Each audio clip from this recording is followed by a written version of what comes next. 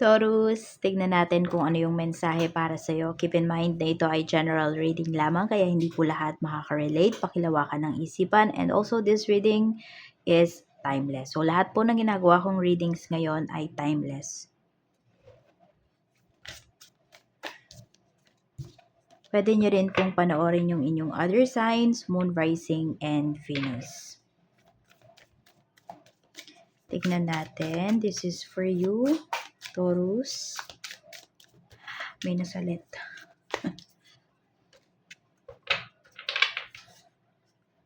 Tignan natin kung ano-ano yung mensahe for you ngayon. We have thinking of you, looking within, and we have real reunion. Merong tao dito na gustong makipag-communicate sa'yo, pero kasi hindi niya alam kung paano. Kung paano magsisimula, ano ba yung dapat niyang gawin. Or may naiisip naman siyang gawin para mag-reach out sa'yo. Kaya lang kasi, pwede po na natatakot siya doon sa result nung gagawin niya. Yan, may nalulungkot dito. Oh. So, tignan natin kung ano yung energy, ano yung aspect. Ano yung sitwasyon na ito. I'm open to receive any messages, please. Spirit guide for Taurus. Tignan po natin. We have 8 of Wands. We have the Star. So, meron naman dito, pwede po na, kaya ka namimiss nitong person mo. Pwede kasi na may bumalik na dito sa pagtatrabaho. So, pwedeng nag-vacation kayo, ng ilang buwan or linggo. Or some of you nga, pwedeng araw lang, mabilis lang kasi yung pinapakita dito. Tapos, magkakahiwalay na naman kayo. Kaya nalulungkot to. Pwedeng ito po ay hindi lamang, karelasyon ninyo. Pwedeng ito po ay nanay ninyo, tatay ninyo, mga anak ninyo. Yan. So, pwedeng sila yung nalulungkot dahil dito sa pag-alis mo, Taurus. Yan. So, may nalulungkot po dito. Pero kasi, naman to para naman sa, sa future, para sa mga goals mo. Pwede rin na may homesick ngayon. We have 4 of Pentacles. So, more on, ito naman pinapakita na energy natin na to is about, yung iba sa inyo about to sa pagtulong. Meron naman po dito, pwede na, tinitignan nyo yung mga gastusin ninyo ngayon. Ayan. Or ano pa ba yung mga bayarin. Ayan po. Pero more on tulong kasi pwedeng may humihingi ng tulong sa inyo rito. Or may tao ba na nag-alok ng tulong. Or may someone dito na gustong tumulong sa'yo. Tapos tinitignan mo ngayon kung ano nga ba, paano ba makakatulong sa'yo yung tao na to. Or ano ba yung bagay na, or may someone dito nga na gustong tumulong sa'yo. So, ayan, pasensya na may kumakausap lang sa akin. Tapos, ayan, ngayon tinitignan mo ano ba yung mahe-help talaga sa'yo ng tao na to. Anong aspect ba ng life mo yung kailangan mo talaga ng tulong. So, ayan po. Nagiging honest kayo rito. So, pwede rin naman pala kayo yung humingi ng tulong dito, Taurus. And pwede naman na matulungan ka talaga ng tao na hiningan mo ng tulong. Pwedeng siya naman yung tumitingin ngayon sa finances niya kung meron ba siyang extra. Ayan po. Kaya yun lang talaga, mas maganda kung ilista nyo talaga yung mga gastusin po ninyo para nababudget nyo ng maayos yung inyong kaperahan or ano ba yung nagwo-work para sa'yo na sistema para sa kaperahan mo. Baka yung iba sa inyo, ginawa nyo na yan pero hindi talaga sapat. So, pwedeng ang need nyo na ngayon is maghanap ng other source of income or dagdag source of income. Real reunion. Ayan, meron talagang love na pinapakita rito. Okay. So, kung kayo po, ayan, pag-aayos sa relationship, may healing energy tayo dito. So, kung nagkaroon po kayo ng tampuhan ng person mo, so, ayan, parang ngayong araw na to, or kung kailan mo to mapanood, magiging okay po kayo. Yan. Meron tayong Ace of Pentacles, so, pwedeng yayain kang mag-date, ganyan po. So, paganda yung pinapakita rito kasi, alam mo 'yun, mas mangingibabaw yung love na nararamdaman ninyo sa isa't isa, eh. Ayan, oh, back for good, may taong babalik dito sa life mo and puwedeng habang buhay na po talaga yung pagbalik nung tao na 'yun. Hindi sinasabi rito na hindi kayo mag-aaway ulit, ha. Puwedeng mag-aaway kayo pero puwedeng hindi na po siya mauwi sa hiwalayan kasi mas naiintindihan niyo na at mas iintindihin niyo na yung isa't isa. Tignan natin, pagdating naman sa emotions mo, we have the Hermit. So, puwedeng sino-solo niyo lang kasi yung mga nararamdaman po ninyo and meron dito puwedeng nag-a-isolate kayo. Puwedeng hindi niyo feel ngayon yung mga tao sa paligid ninyo, 'yan, kaya nananahimik. Meron tayo ditong Page of Wands, pagdating naman 'to sa mga iniisip po ninyo. So, very focused okay. Kaya nag-isolate yung iba sa inyo kasi ayaw niyong ma-distract and you're very focused pagdating dito sa ano po ninyo, sa goals ninyo, sa mga dapat ninyong gawin ngayon. Yan, naka-focus din kayo sa life ninyo. Ito naman yung iyong spiritual health. We have 7 of Swords. So, tahimik lang kayo dito eh. Sabihin natin, pwedeng nakikita ka ng mga tao, Taurus, na hindi ka pala dasal. Pero pwedeng bago ka matulog, pagkagising mo sa umaga, nagdadasal ka talaga. So, alam mo yun, yung personal relationship mo or yung mga beliefs mo, hindi mo siya pinangangalandakan. So, tahimik ka lang dito. And yung iba po sa inyo dito, lumalakas po yung inyong intuition. Yes. Nalalaman mo kaagad kapag parang nakakabasa ka kasi ng aura, yun yung nakikita ko sa'yo eh. Nakikita mo kung totoo ba yung isang tao, kung nagsisinungaling ba. Ayan, basta sobrang lakas ng intuition mo dito ngayon na kung ano man yung tinatago or meron nga dito, nalalaman mo yung sikreto ng isang tao. Kahit na alam mo yung tignan mo lang siya or hawakan mo lang siya, meron kang mga nakikita na mga na mga scenario dun sa life nung tao na yun. Parang alam mo yung walang matatago sa'yo yung isang tao ngayon. Yung ganyan po. Ganyan yung ano mo, yung okay na okay yung spiritual health mo ngayon. Energy naman ng mga taong makakasalumuha mo, we have 6 of Wands. So, marami po dito. Di ko alam kung nasa airport pa yung iba sa inyo. Meron ba dito driver, nagbabiyahe kayo? Kasi parang puro mga nagmamadali din yung mga tao na makakasalumuha mo ngayon. And also, pwedeng basta kasi parang madaming tao, yun yung nakikita ko dito. Di ko alam kung may gatherings ka ba na pupuntahan or baka meron dito kasal ninyo. Ayan, so, ayan po, no. Congratulations po and best wishes, Taurus. Basta meron dito parang gatherings napupuntahan kayo. So, pwedeng lahat ng mga nakakasalumuha mo or lahat ng mga nadadaanan mo, pwedeng kina-congratulate ka, ganyan. So, para kasing sikat na sikat ka rito, ganyan ang dating. Oo, ganyan yung dating mo ngayon. So, ano naman, yung mga tao sa paligid mo is masasaya, okay? And merong mga proud dyan sa mga achievements mo. Blessings na pwede mong ma-receive, we have the Tower. Tingnan natin. We have Ace of Wands. So, ito is pagbabago. So, pwedeng may mabilisan kasi na pinapakita rito. Kaya yung iba sa inyo, pwedeng nalulungkot kayo kasi pwedeng napaaga yung pag-alis po ninyo. So, kung may travel nga kayo dito, biglang, ayan, biglang basta parang change of plan yung nakita ko dito. Oo. We have 4 of Cups. So, yung matagal mo nang hinihintay, bigla-bigla na lang po yan na magkakaroon ng progress. Oo, without warning. Yan yung pinapakita sa'yo dito. Kaya wag po kayong malungkot, no, kung ano man yung hinihintay ninyo dito. Basta naman po kayo, nag-effort kayo dyan at hindi nyo pinakawalan to, makukuha nyo po talaga. Meron naman dito, ayan, pwedeng mabibigyan pa kayo ng time. So, pwedeng may mga delays din kayo na mararanasan. Pero yung delays na yun, divine intervention yun para sa inyo. So, ayan, mas masusulit nyo pa po talaga yung inyong mga ginagawa, yung inyong oras. Blockages naman sa'yo ngayon. We have 9 of Cups. Meron ba dito, Taurus, natatakot kayong maging sobrang saya? Naranasan nyo na ba yung naging sobrang masaya kayo tapos yung kapalit naman nun sobrang lungkot? So, yung iba sa inyo, yun yung nagiging blockages sa inyo. Kasi tumatak na siya sa isipan nyo na ayoko nang magsaya. Sobrang saya nung araw na to, ganyan. Sobrang saya ng moment na to, ayoko na. Kasi tsaka may kapalit to na hindi maganda. Yan, isa yan sa mga nakakapagpa-block po sa inyo.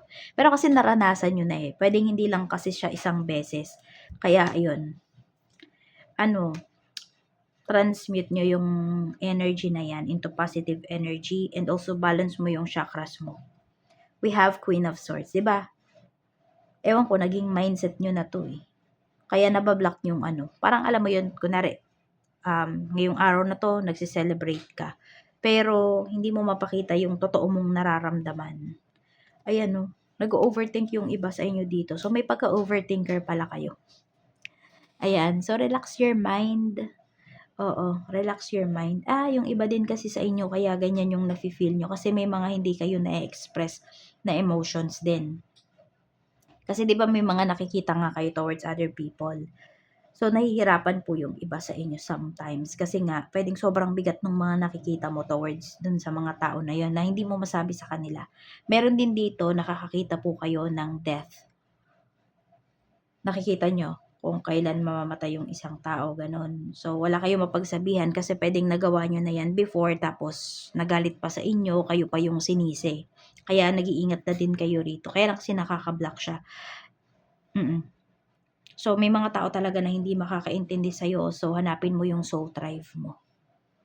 Kailangan mo dito mga soul tribe mo para maintindihan ka nila. So, ayun, more on your mind yung nakaka-block sa'yo rito. Wala namang pinapakita na ibang tao. Ikaw lang talaga. Yung energy mo lang. Sa work naman, we have 5 of Swords. May away na pinapakita rito eh. May pambabackstab kasi.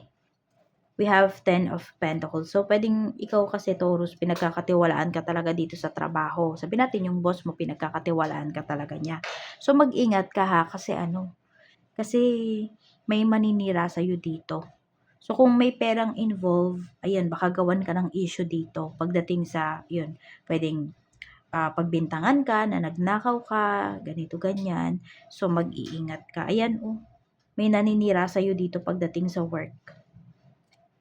We have justice. But do not worry kasi divinely guided ka. Tinanong ko kasi dito kung magtatagumpay ba yung tao na yan. Okay, or yung mga tao na yan sa trabaho, hindi daw. Kasi may justice pa naman na pinapakita rito. So, ibig sabihin, magiging fair yung sistema dyan. Okay, kung may nambibintang sa'yo, so, kailangan pa ng ebidensya. Ayan. So, baka wala namang mapakitang evidence, no? So, ibig sabihin ba is iimbestigahan pa po yan. So, hindi naman basta-basta natatanggalin ka dyan sa work. Yun nga lang, syempre, kapag ganyan yung nangyari, mahirap nang kasama sa trabaho yung mga yan. Tignan natin kung yan ba, yan, yung mga nambibintang ba sa'yo or gagawa ng issues about sa'yo, matatanggal ba sila sa work? We have the High Priestess. Yes po. Yan. Kaya lang it will take some time pa kasi baka kulang sa tao. So, pwedeng malipat lang sila ng ibang department muna.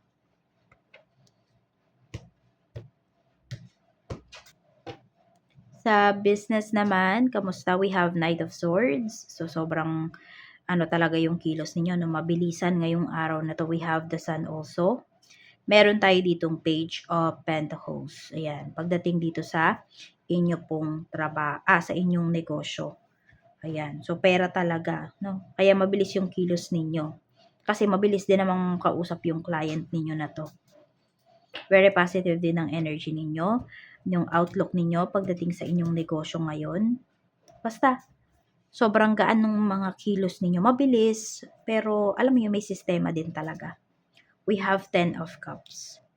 Yan. So, marami kayong mapapasaya dito ng mga families dahil dito sa inyong negosyo, sa inyong mga produkto, sa inyong services na binibigay. So, yan po, happy yung mga clients mo. Mababait talaga. Satisfied sila dun sa quality, sa services na binibigay mo. Tignan natin pagdating naman sa staff, kung meron kang staff. We have Page of Swords. So, medyo maging mapili ka daw dito pagdating sa staff mo, paghahanap ng staff mo. Meron kasi dito parang curious na curious. Alam mo yung parang nag-i-spy. May ganyan akong nakikita dito pagdating sa staff mo. Kaya mag-iingat ka. Parang hindi kasi mapagkakatiwalaan. Meron pa dyan masyadong chismoso. Tignan natin sa kaperahan mo naman. We have the Hanged One. Meron tayong Four of Swords. So may may sacrifices kayo na ginagawa ngayon. We have King of Swords. Okay. Medyo nag-overthink yung karamihan sa inyo pagdating sa kaperahan. So ano ba? Nabayaran na ba ang mga bills? Ayun po. Kaya din siguro yung iba sa inyo, di ba may health nga na pinapakita sa atin dito. Kailangan nyo daw talagang maging honest, Taurus, pagdating sa inyong kaperahan. Oo. You need to be honest with your money. Medyo overthink talaga ang pinapakita. Nag-overthink yung iba sa inyo. Hindi kayo mapakali. Kung paano nyo ba masusolusyonan yung problema nyo. Yes, meron dito na may problema kayo pagdating sa pera. Medyo na short.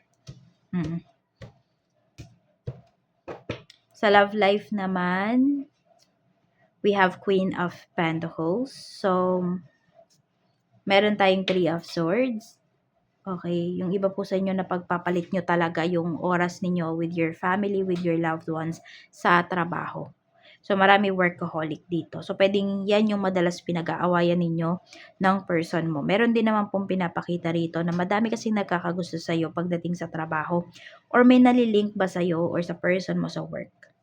Yan, basta kung sino man yung nagtatrabaho sa inyo ng person mo. No? Or parehas kayo may trabaho. Meron dyan, nalilink kasi sa katrabaho. Yan. Pero kasi, kung sino man yung nalilink na yun sa katrabaho, yes, ang focus lang naman talaga niya is yung trabaho niya. Ayun, so may mga gumagawa lang talaga ng issues na naninira sa inyong relasyon. Yan na, we have the Magician. Meron tayong Five of Cups. So, kung sino man yung mga naninira na yan at wala naman kayong ebidensya, huwag kayo basta-basta maniniwala. Pero meron dito kung tingin mo nahuhook na yung person mo dun sa katrabaho niya, ayan, may ginawa kasi. Di ko alam kung nagkaroon ng inuman dito or nag-shared sila ng inumin, ganyan, or may shinare sa kanya na inumin. Ayun, meron kasing ginawa dito sa person mo. So, kung bigla yang nanlamig or sabihin natin na dati ang focus lang talaga niya, trabaho, ayan, meron din natukso talaga dito pero meron kasi yung pinapakita dito na may ginawa talaga sa person mo. So, pwedeng nakursunadahan talaga yung person mo. Meron naman dito, hindi siya ginayuma. Pwedeng nilagyan ng drugs yung kanyang inumin, may ganyan, tapos may ginawa sa person mo. Pwedeng binablockmail yung person mo. May ganyan ding energy na pinapakita rito.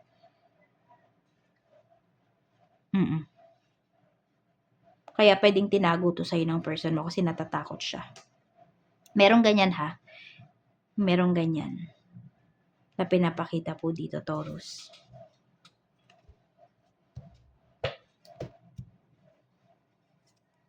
We have Six of Cups. Namimiss ka na ng person mo talaga. Namimiss niya na yung dating kayo. Nung wala pang ganitong mga problema. Nung wala pang umeeksena sa inyong relationship. Sabi, real love reunion. So, pwedeng may pagbabalikan talaga. This is an ex energy. Ayan. So, meron talaga dito. Medyo naging masalimuot po yung takbo ng inyong relasyon.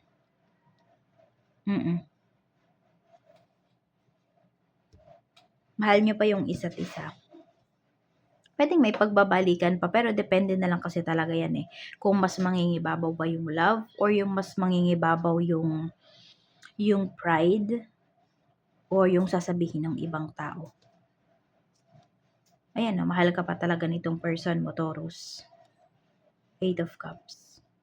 Mukhang maglalakas doon ng loob talaga para i-approach ka, para bumalik sa life mo. So, ayan lang po yung mensahe para sa'yo. Maraming salamat. Pag-iingat ka po always. More blessings to come.